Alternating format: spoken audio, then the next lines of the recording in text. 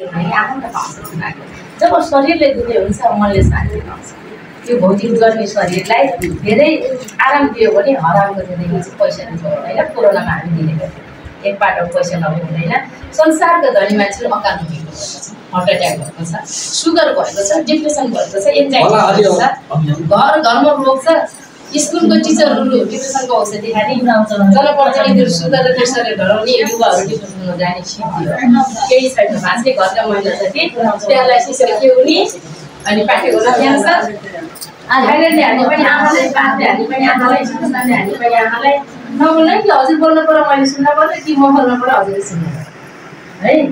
अनि हामी रोग बाँचेर अहिले के गरेको छौँ, युद्ध गरेका छौँ। बाहिर युद्ध त धेरै नै छ, टिचरको युद्ध, जनप्रतिनिधिको युद्ध, समाजको युद्ध कति छ तर हामी आध्यात्मिक बाटोमा आनन्दले हेर्छौँ है, आनन्दले हेर्छौँ।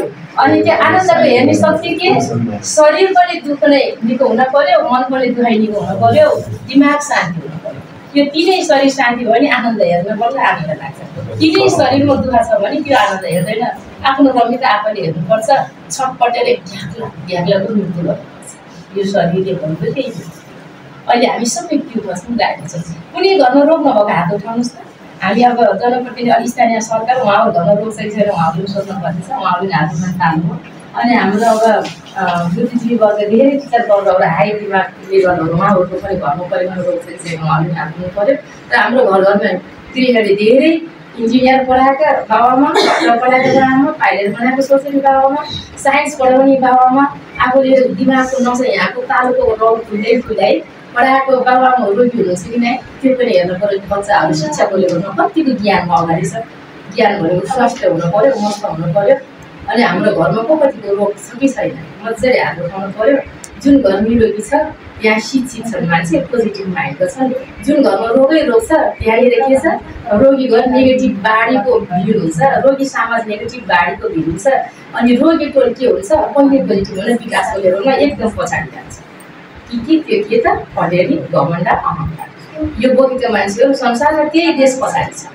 हाम्रो एउटा अहिले बर्बादमा त्यही लाउनु भइरहेछ। जहाँसुकै पालिका स्तरीय, वार्ड स्तरीय, जतासुकै यो ध्यान नेपाल सरकारले नै खुल्ला गरेपछि प्रत्येक टोल बस्तीमा पालिका वार्डमा छ है। नभएको भनेको पर्वतमा नै हो। त्यही कारण हामी कतिको चेतनामा हाई लेभलमा छौँ। हामीले आफूले मूल्याङ्कन गर्ने हो र अनि हामीले स्वास्थ्यलाई चाहिँ जोड्ने हो है। अब हजुरहरूको समस्याहरू के छन् भनेपछि हामी जिज्ञासँग लान्छौँ।